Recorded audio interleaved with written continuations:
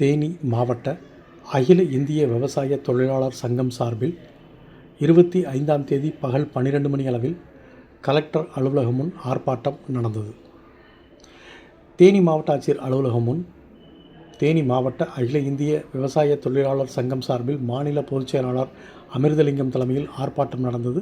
இந்த ஆர்ப்பாட்டத்தில் மகாத்மா காந்தி தேசிய ஊரக வேலைவாய்ப்பு திட்டத்தை மாற்றி விக்சித் பாரத்ஜி ராம்ஜி என பெயர் மாற்றம் செய்தது மட்டுமல்லாமல் பொருளாதாரத்தில் திண்டாடியுள்ள மாநில அரசுக்கு 40% நிதி ஒதுக்கீடு செய்ய வேண்டும் என்றும் 100 நாள் வேலையை 200 நாட்களாக உயர்த்த வேண்டும் என்றும் 100 நாள் வேலை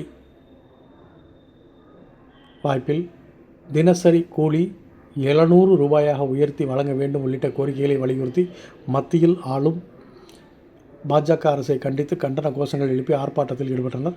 இந்த ஆர்ப்பாட்டத்தில் தேனி மாவட்ட அகில இந்திய விவசாய தொழிலாளர் சங்கம் சார்பில் சுமார் 200க்கும் மேற்பட்டோர் கலந்து கொண்டு கண்டன கோஷங்கள் எழுப்பி ஆர்ப்பாட்டத்தில் ஈடுபட்டனர்.